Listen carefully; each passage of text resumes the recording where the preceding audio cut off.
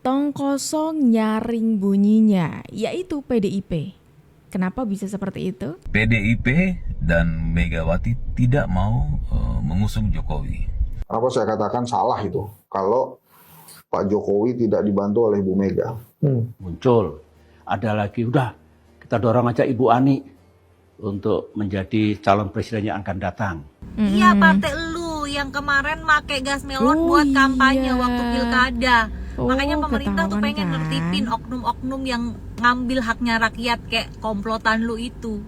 Halo sobat-sobatku, gimana kabar kalian? Semoga baik-baik saja ya, dan semoga selalu diberikan kesehatan. Seperti biasanya, kalau barengan sama aku di sini, aku mau ngajakin kalian nih untuk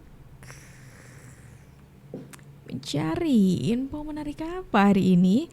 Masih menyambung sama informasi yang pertama, jadi ada yang seperti istilah itu, seperti salah satu peribahasa tong kosong nyaring bunyinya. Aku rasa ini cocok banget disematkan untuk PDIP.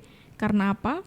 Karena ternyata kalau kita coba cari tahu ke belakang soal fakta-fakta menarik dari PDIP, ada beberapa hal yang ternyata PDIP melebih-lebihkan cerita. Ini kalau masalah cerita tuh PDIP paling pandai deh pokoknya. Pada tahun 2012 ya, saat Pilkada DKI, PDIP dan Megawati tidak mau mengusung Jokowi. Mereka cenderung ke Fauzi Bowo yang saat itu petahana.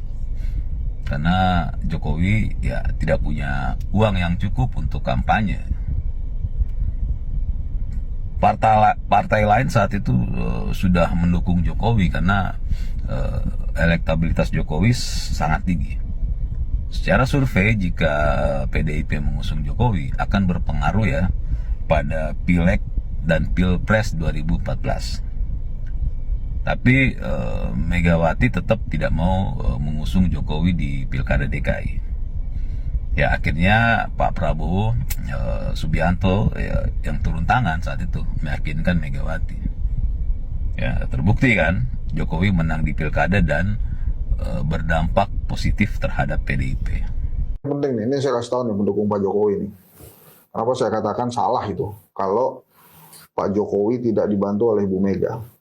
Pak Jokowi itu di periode kedua ya 2019 itu memberikan kotel efek ke PDI Perjuangan cuma 0,38% lo catat. 0,38, bukannya 6%. 0,38% di 2019 itu kotel efek kenaikan untuk PDI Perjuangannya itu. Satu-satunya survei yang mengatakan di bawah 1%. Itu bukan survei, itu hasil KPU. Oh, hasil KPU. Itu hasil pemilu, bukan hasilnya kedai kopi. 0,38%. Gimana caranya nggak dibantu PDI Perjuangan? PDI Perjuangan yang membesarkan Ibu Mega, Pak Jokowi.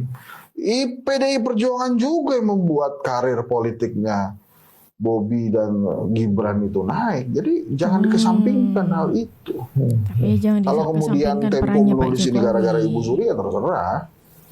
Katakan Jokowi suami yang biasa aja. Walaupun presiden juga begitu juga ya. Nah, kalau bahasannya katanya suruh tidur di sofa mah mendingan gue belum pernah. Tidur di sofa. Belum pernah juga kan? Nah, menarik nih teman-teman. Ini yang tadi aku bilang soal tong kosong nyaring bunyinya. Jadi kalau kita coba lihat belakangan ini, semenjak PDIP tidak bersama dengan Pak Jokowi, narasinya sama. PDIP selalu mengklaim kalau pihaknya itu orang yang paling berjasa dalam hal membesarkan namanya Pak Joko Widodo. Tapi kalau kita coba ingat-ingat lagi nih, ternyata PDIP tidak sewah itu seperti yang dikatakan gitu. Karena kalau menurut informasi yang tadi sudah dijelaskan dan tadi kalian sudah dengarkan juga, PDIP itu awalnya bukan ada di pihaknya Pak Joko Widodo. Sampai-sampai nih ada seseorang yang mengenalkan sosoknya Pak Jokowi ke Ibu Megawati. Dengan banyaklah lobby-lobby, pada akhirnya PDIP mengusung Pak Joko Widodo. Dan siapa yang mengenalkan itu? Yaitu Pak Prabowo Subianto.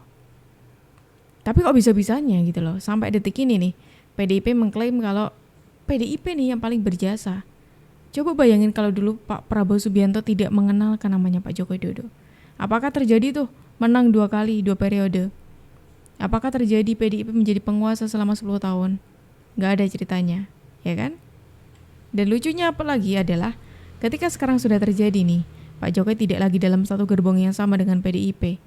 Serangan yang ditujukan dari PDIP adalah menyerang Pak Jokowi habis-habisan. Jadi di dalam rapat tersebut kami sampaikan yang pertama bahwa DPP PD Perjuangan setelah mengadakan konsolidasi dengan seluruh jajaran DPD dan DPC, kami ya tentu saja meskipun ditinjau dari target kursi DPR RI, perolehan berdasarkan perkiraan sementara adalah sekitar 110 kursi DPR RI, namun kami mengucapkan syukur bahwa setidaknya di tengah gempuran yang sangat dahsyat sebagai ujian sejarah PDI Perjuangan, kami tetap dapat mempertahankan posisi sebagai pemenang pemilu 3 kali berturut-turut, dan itu tidaklah mudah di tengah-tengah persoalan supremasi hukum yang turun ke tingkat nadir dan kemudian abuse of power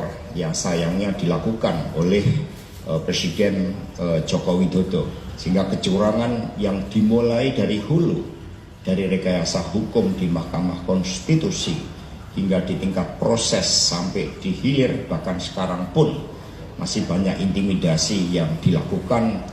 Itu menjadi sisi gelap demokrasi di Indonesia yang oleh para pakar termasuk Bapak Yusuf Kalla dikatakan sebagai pemilu yang paling brutal dan buruk di dalam sejarah pemilu di Indonesia. Nah, itu tadi yang disampaikan oleh Pak Hasto Kristianto yang katanya soal abuse of power, teman-teman. Bayangin dong, orang yang terus-terusan mengklaim ternyata buktinya seperti itu, dan ketika sudah tidak satu gerbong, responnya seperti itu. Berbeda kan? Ya memang tergantung posisi mana yang menguntungkan mereka, teman-teman.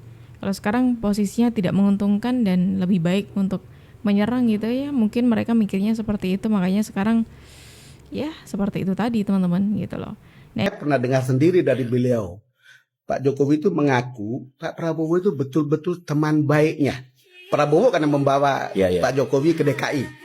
Pak Prabowo membawa Jokowi ke PDIP, ke Ibu Mega, gitu. Pak Prabowo lah yang mengatakan, oke, asal terima Pak Jokowi atau terima Jokowi, kita selesaikan urusan itu. Dia yang menyelesaikan urusannya. Jadi hubungannya itu dalam. Harus pikirkan kemungkinan Pak Prabowo. Itu salah satu. Itu ya udah. Iya. Kaget dong Bang Don. Saya kaget karena selama setiap pembicaraan saya bilang, masa lalu saya itu ada di Orde Baru, dan ketika itu ada yang namanya Pak Prabowo atau nama Pak Harto sebagai monster lah ketika itu ya. Kebebasan pers. Saya merasa trauma dan saya bilang, Mas, Presiden kalau mendukung itu kemungkinan kita lawan. Jangan Pak Don, itu teman saya, teman baik saya di situ. Jadi itu ada pengakuan Pak Jokowi tentang teman baik. Kalau lihat itu, saya melihatnya sebagai Jokowi yang saya kenal. Ketika naik sepeda, rantainya putus. Tapi percayalah pada saya Pak Prabowo, bahwa rantai persahabatan kita, rantai persahabatan saya dan Pak Prabowo, yakinlah tidak akan pernah putus. Nah, ini baru orang yang dikatakan berjasa untuk Pak Joko Widodo, teman-teman. Makanya nggak heran dengan kedekatannya seperti ini. Kedekatannya antara Pak Jokowi dengan Pak Prabowo yang sangat bertahan lama seperti ini, sampai mau digoyah kayak apapun nggak bakal ngefek gitu, teman-teman ya. Nah, ini menarikin lagi, ada lagi nih. Kalau tadi soal orang yang berjasa, kali ini soal 3 periode. Yang kalau kita coba ingat nih, Pak Jokowi ini juga dikabarkan orang yang katanya meminta perpanjangan jabatan hingga 3 periode. Dan itu dikeluarkan atau disuarakan oleh PDIP. Saya sendiri mengalami itu. Jadi ketika saat itu saya sedang nyekar di makam Bung Karno Blitar, tiba-tiba muncul berita salah satu menteri yang mengatakan berdasarkan big datanya, itu ada cukup banyak yang mendorong perpanjangan jabatan atau 3 periode.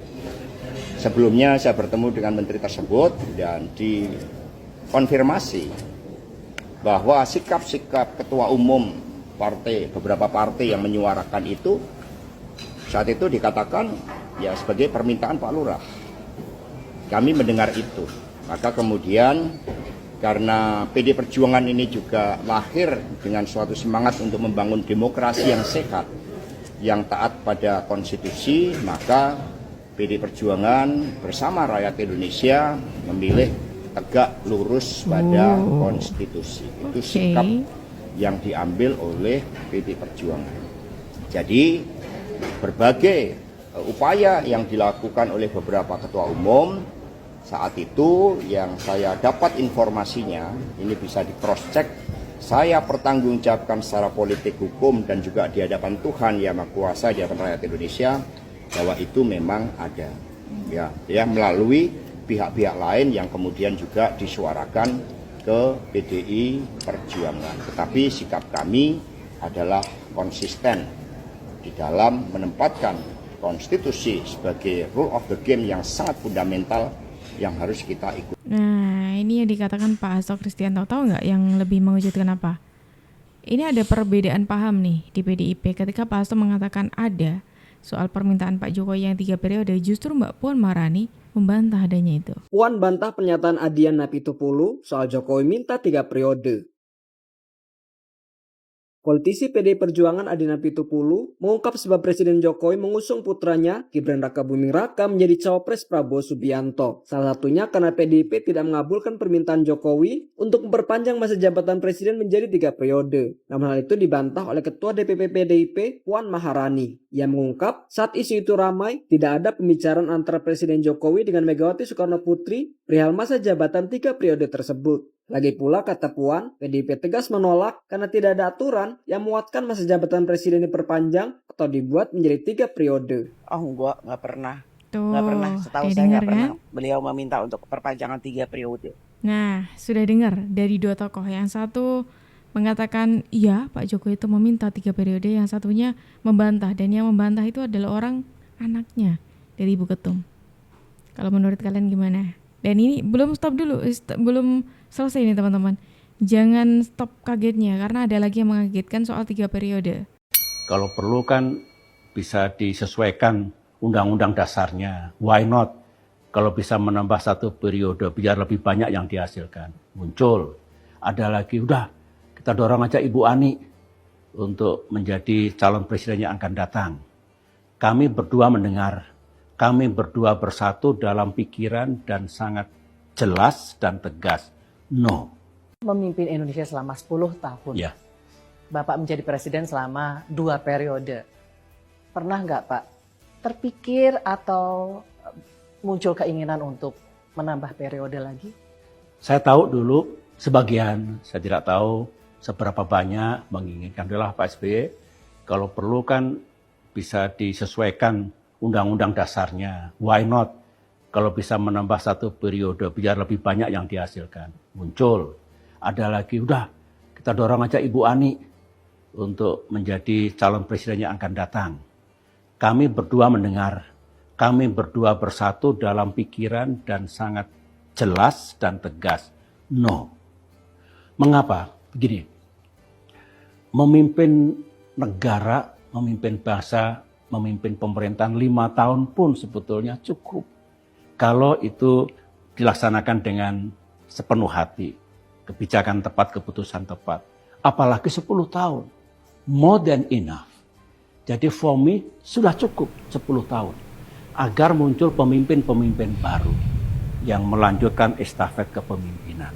Alasan saya itu. Yang kedua, biasanya kalau 10 tahun itu ya mungkin kreativitasnya, pikirannya, ideasnya mungkin sudah mulai berkurang atau jenuh. Atau cenderung menambah lagi jadi diktator. Jadi tiran di seluruh dunia banyak sekali. Dengan pikiran yang jernih, dengan niat yang baik saya mengatakan cukup, tidak terpikir, dan andai kata ada undang-undang dasar yang diubah pun saya tidak akan maju lagi. Rekamannya masih ada. Oh, ternyata isu mengenai 3 periode ini sudah ada sejak eranya Pak SBY, teman-teman. Berarti memang aku simpulkan ya dari 2 kejadian ini, aku bisa menyimpulkan kalau isu mengenai 3 periode itu selalu digaungkan oleh orang-orang yang berlawanan dengan mereka.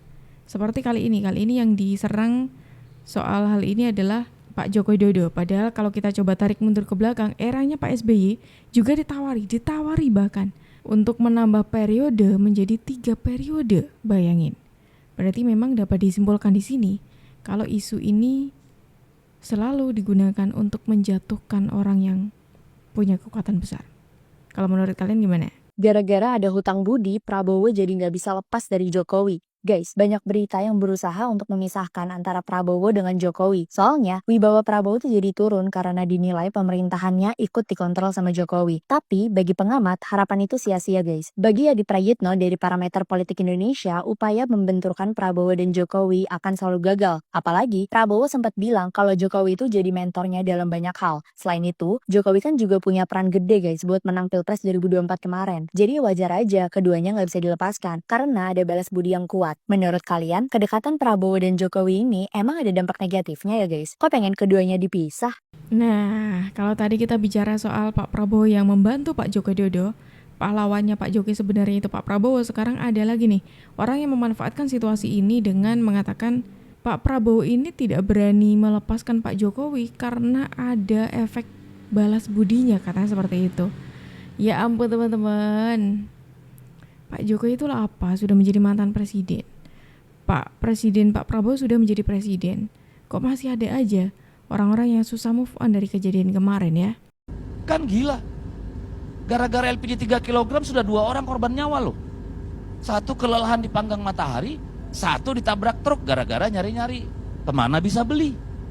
Gila emang Det, gila.